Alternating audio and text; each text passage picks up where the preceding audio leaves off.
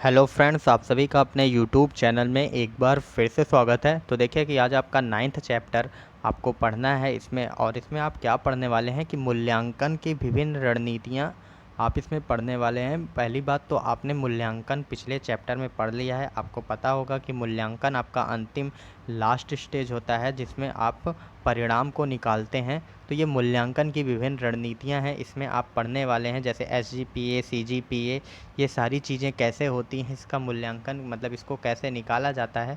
तो ये सारी चीज़ें आप इस चैप्टर में पढ़ने वाले हैं, तो पूरा चैप्टर को ज़रूर देखिएगा। एंड चलिए अब पहले क्वेश्चन की बात करते हैं कि मूल्यांकन की कितने प्रकार की रणनीतियां हैं या इसकी कौन कौन सी स्ट्रैटेजीज़ हैं, उस पर बात करने वाले हैं। एंड इसके बाद बात करने वाले हैं कि रचनात्मक एवं योगात्मक मूल्यांकन में अंतर आपको बताना है। तो बस इतना ही आपको इस अंतर में डिस्कस करना है। तो पहला देख लीजिए कि मूल्यांकन के प्रकार कौन कौन से हैं। पहला, उद्देश्यों के आधार पर आकलन। दूसरा, स्क्रीवेन ने इसके बारे में क्या कहा है कि शैक्षिक मूल्यांकन की दो भूमिकाएं हैं, पहली संरचनात्मक, दूसरा योगात्मक। इन दोनों भूमिकाओं के आधार पर ही उसने मूल्यांकन को दो भागों में विभाजित किया है, पहला संरचनात्मक मूल्यांकन, दूसरा योगात्मक मूल्यांकन। या दोनों प्रकार के मूल्यांकनों का परिचय नीचे आपको दिया गया है। देख लीजिए कि रचनात्मक मूल्यांकन क्या होता है। इसमें आप किस पर बात करते हैं। संरचनात्मक मूल्यांकन वह मूल्यांकन है जो कि निर्माणाधीन नीति, योजना एवं कार्यक्रम, पाठ्यवस्तु, शिक्षण विधि, सामग्री अथवा मूल्यांकन विधि की संरचना को अंतिम रूप देने से पहले किया जाता है। देखिए योगात्मक मूल्यांकन क्या है। इसमें आप देखिए योगात्मक मूल्यांकन वह मूल्यांकन है जो कि पूर्व निर्मित तथा चालू शिक्षा नीति, योजना तथा कार्यक्रम, पाठ्यवस्तु, शिक्षण विधि, शिक्षण सामग्री अथवा मूल्यांकन विधि की उपयोगिता विधि की जांच करता है। ये पूरे पॉइंट आप देख लीजिए। एंड अब यहाँ पर आपके सारे डाउट क्लियर हो जाएंगे कि रचनात्मक मूल्यांकन और योगात्मक मूल्यांकन में क्या अंतर होता है। पहला अंतर यहाँ पर देखिए कि रचनात्मक मूल्यांकन कार्यक्रम के विकास के दौरान किया जाता है, मतलब जब कार्यक्रम का विकास होता रहता है उसी के दौरान किया जाता है। इसे एक से अधिक बार किया जाता है। योगात्मक मूल्यांकन क्या है कि कार्यक्रम पूर्ण हो जाने के पश्चात किया जाता है, इसे केवल एक बार किया जाता है। दूसरा देखिए कि रचनात्मक मूल्यांकन योगात्मक मूल्यांकन की अपेक्षा जटिल हो।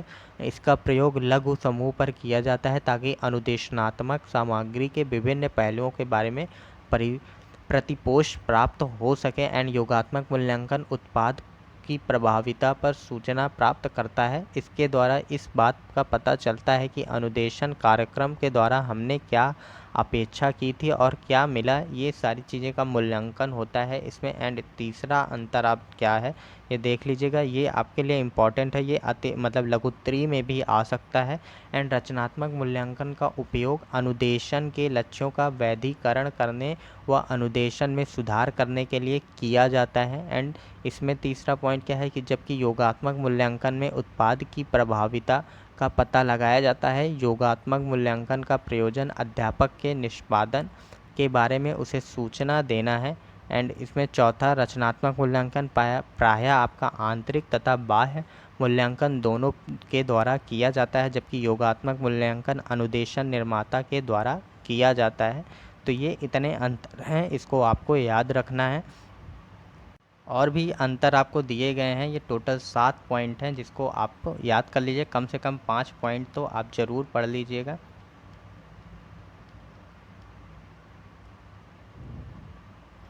एंड इसके बाद देखिए कि अब आपको पढ़ना है कि सतत एवं व्यापक मूल्यांकन या CCE से आप क्या समझते हैं, इसकी विशेषताओं का वर्णन करना है आपको।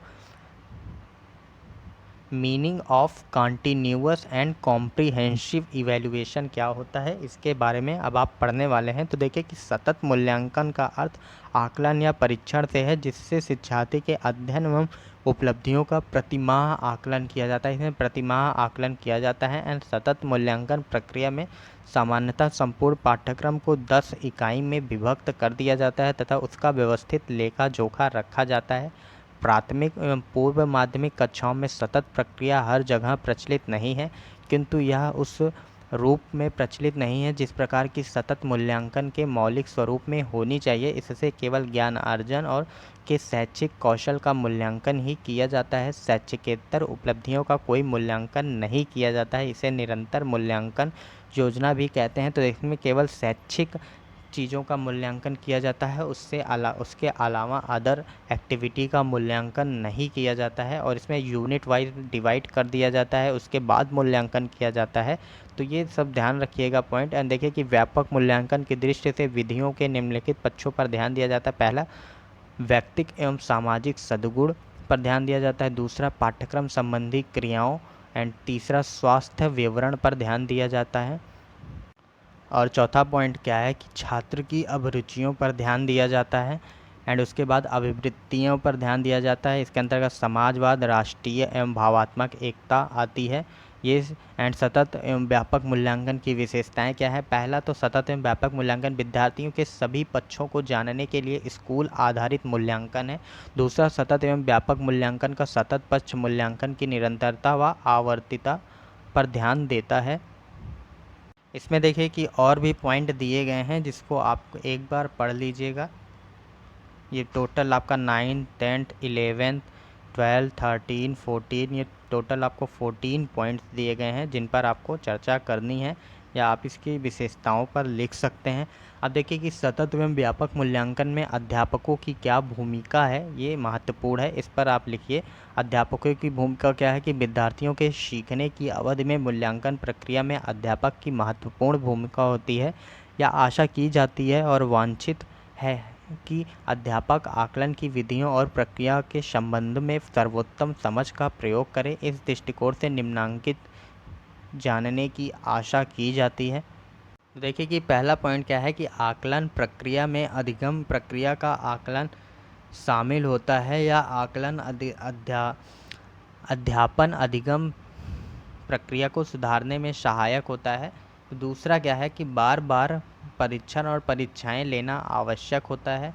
एंड कक्षा का में मित्रवत व्यवहार मतलब मित्रवत वातावरण बनाए रखना, ये सब शिक्षक की भूमिका होती है इसमें। एंड विद्यार्थियों को प्रश्नों का उत्तर देने को वैकल्पिक अपरंपरागत विधियों को देने के लिए प्रोत्साहित किया जाना चाहिए। गलत उत्तर का प्रयोग बच्चों के समझ के स्तर का विश्लेषण करने के लिए एक उपकरण के रूप में प्रयोग किया जा सकता है, जो क्रमशः सही प्रत्यय के निर्माण में सहायक हो सकता है।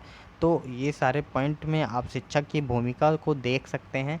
आप ये टोटल 11 12 पॉइंट है। एंड कंक्लूज़न क्या है कि अतः मस्तिष्क में अधिगम के उद्देश्य को रखते हुए अध्यापक आकलन को सतत अंतः क्रियात्मक बच्चों के मित्रवत और अधिगम की प्रक्रिया को प्रभावी बना सकते हैं। एंड सतत व व्यापक तो आप देखिए कि सतत व व्यापक मूल्यांकन के संबंध में क्या भ्रांतियां हैं। पहला है तो सतत और व्यापक मूल्यांकन के संबंध में जो भ्रांतियां हैं उसमें पहला है सतत एवं व्यापक मूल्यांकन में अंकों को ग्रेड्स में परिवर्तित करने के अतिरिक्त और कुछ भी नहीं है। वास्तव में सीसीई में बच्चों के सर्वमुखी विकास के संबंध में और या अस्वस्थ प्रतिस्पर्धा को प्रोत्साहित करता है। और भी पॉइंट आप यहाँ पर देख सकते हैं, जैसे इसमें है कि अधिगम अध्यापक यह अनुभव करते हैं कि उन्हें बच्चों के अधिगम का आकलन करने के लिए रोज़ कुछ गृह कार्य देना होता है, ताकि इससे अध्यापक और विद्यार्थी दोनों पर तनाव और भार बढ़ता है। कार्य की उपयुक्त रूप से योजना और समन्वय हो, इसीलिए अध्यापकों द्वारा सतत और व्यापक मूल्यांकन की आवश्यकता महसूस की जाती है। इसमें अधिक परीक्षण और कम अध्यापन होता है। वास्तव में सतत और व्यापक मूल्यांकन में आकलन अध्यापन और अधिगम का हिस्सा होता है। इससे परीक्षण की एक श्रृंखला होती है और न्यूनतम परीक्षाएं। तो ये इतने पॉइंट हैं, इसको आप लोग याद कर लीजिएगा।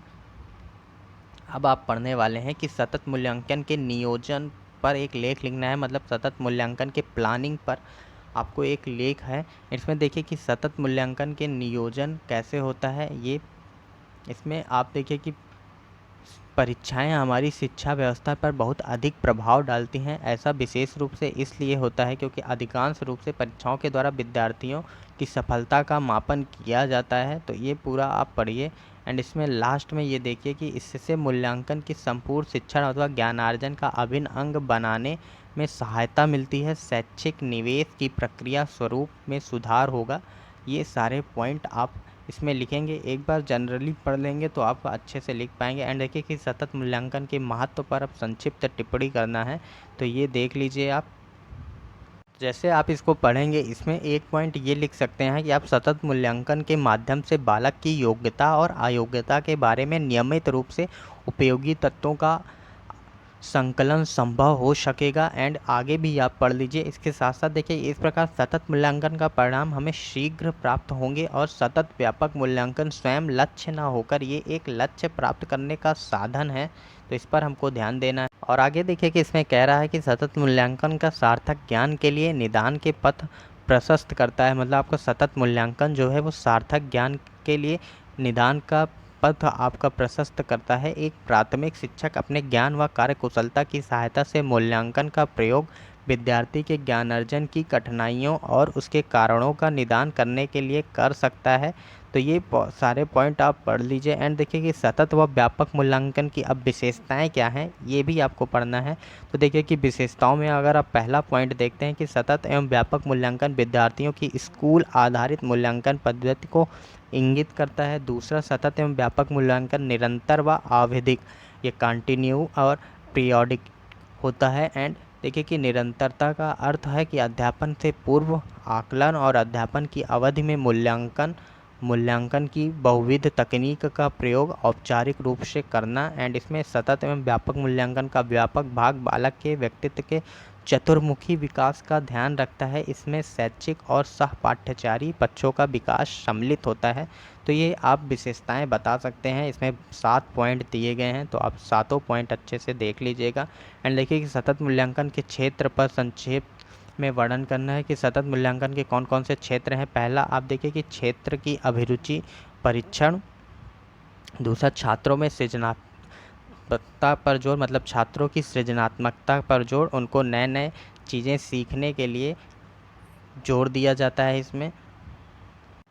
और ज्ञान को महत्व दिया जाता है। पारिवारिक रुचियां देखा जाता है। बोध एंड व्यक्तित्व रुचियां क्या है। शारीरिक स्थिति तथा स्वास्थ्य क्या है। अनुप्रयोग, विद्यार्थियों की शैक्षिक उपलब्धि, ये सारे पॉइंट को ध्यान रखा जाता है। विद्यार्थियों की त्रुटियां क्या है, इस पर भी ध्यान रखा जाता है। अब देखिए कि विद्यार्थियों के दबाव को कम करने में सतत एवं व्यापक मूल्यांकन कैसे सहायता करती है, तो इस पर आप देखिए कि विषय सामग्री को छोटे भागों पर नियमित समयांतर अधिगम की प्रगति पहचान कर विभिन्न विद्यार्थियों की क्षमता और अधिगम आवश्यकताओं के आधार पर विविध प्रकार के अध्यापन के उपचारात्मक मापों का प्रयोग करके विविध प्रकार के अध्यापन सहायकों और तकनीकों के माध्यम से अधिगम को प्रोत्साहित कर, तो ये सारे पॉइंट आप लिख दीजिएगा।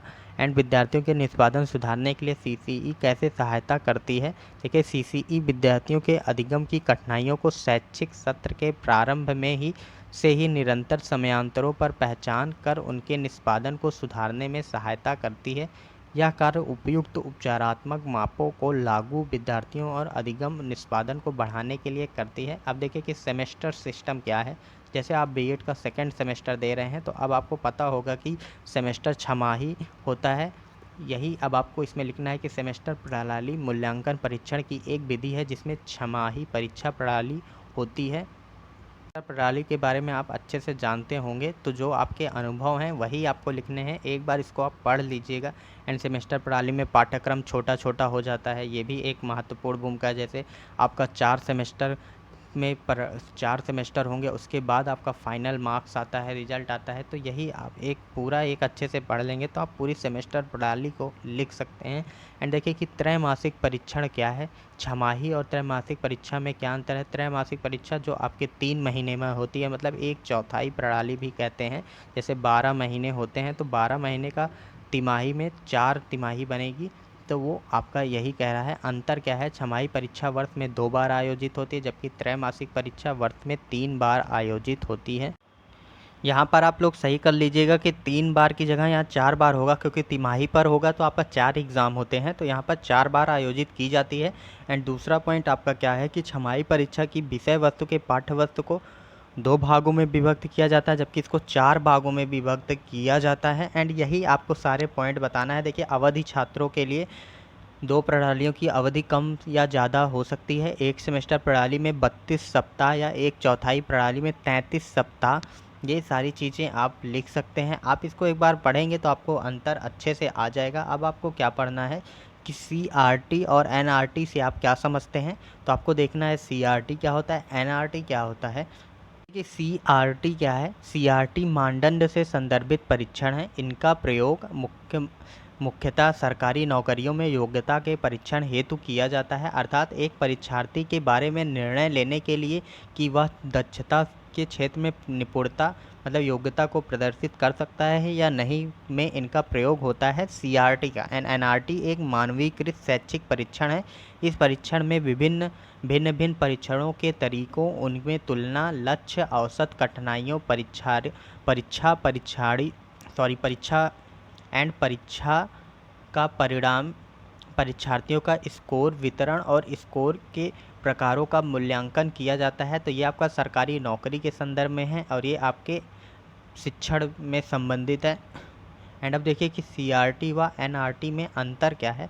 तो सीआरटी व एनआरटी में पहला अंतर क्या है कि सीआरटी में परीक्षार्थी का प्रदर्शन क्षमता के बाहरी मानकों की तुलना में होता है। एक परीक्षार्थी के परीक्षा उत्तीर्ण या अनुत्तीर्ण करने का एक मास्टर या गैर मास्टर के रूप में वर्गीकृत किया जाता है।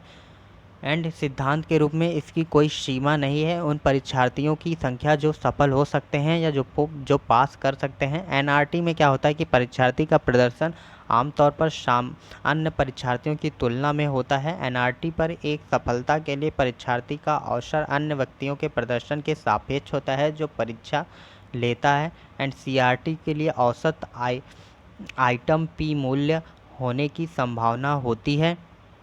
इसमें अधिकांश परीक्षार्थी में से महारत योग्यता प्रदर्शित करने की अपेक्षा की जाती है। एनआरटी में औसत आइटम पी मूल्य काफ़ी कम होने की संभावना होती है क्योंकि पूरे के रूप में आइटम अधिक कठिन होते हैं। एंड इस तरह के डिज़ाइन किए गए टेस्ट बेहतर तरीके से परीक्षार्थी को समझने में सक्षम होते हैं। तो ये आपका एनआरटी एंड सीआरटी में अंतर था, तो इसे देख लिया। अब देखिए सीजीपीए क्या है। अब सीजीपीए को क्यूमुलेटिव ग्रेड पॉइंट एवरेज कहते हैं या सीबीएसई की 10वीं की परीक्षा के परिणाम के अंकों के स्थान पर ग्रेड अंक देता है। 5 विषयों में ग्रेड पॉइंट के औसत को क्यूमुलेटिव ग्रेड पॉइंट एवरेज कहा जाता है। इसमें सीजीपीए में 10 प्राप्त करने वाले मतलब सीजीपीए जो 10 सीजीपीए प्राप्त करने वाले विद्यार्थियों को श्रेष्ठ माना जाता है। परीक्षा परिणाम में प्राप्त सीजीपीए को 9.5 से गुणा करके आप प्रतिशत में प्राप्त कर सकते हैं। यहाँ पर आपको ग्रेडिंग प्रणाली का फार्मूला दिया गया है। इसमें आपको देखिए जैसे 91 से 100 के अंक में बीच में है आप तो 10 पॉइंट मिलेगा, 81 से 90 के बीच में है तो 9 पॉइंट मिलेंगे। ये आपके ग्रेड हैं। अब आपका जो फर्स्ट सेमेस्टर का रिज़ल्ट आया होगा उसमें भी आपको ऐसे ही देखने को मिला होगा। तो आप देख लीजिए, इसको पूरा अच्छे से देख सकते हैं। 20 से कम कोई पॉइंट नहीं। आपका E1 E2 ये आपका ग्रेडिंग पॉइंट दिए गए हैं। आप देखिए आपको जीजीपीए क्या होता है। जीजीपीए मतलब ग्रेजुएशन ग्रांट पॉइंट एवरेज क्या है। यह स्नातक स्तर की मूल्यांकन ग्रेडिंग प्रणाली है। अब यह विश्वविद्यालय की डिग्रियों में सीबीएसई के तर्ज पर दिया जाने लगा है। न्यू एजुकेशन पॉलिसी के बाद ये अब प्रणाली लागू हो गई है, यह सिस्टम लागू हो गया है। एंड इसमें भी वही चीज़ें हैं। देखिए कि 10 अंक मतलब आपका ओ ग्रेड उत्कृष्ट है।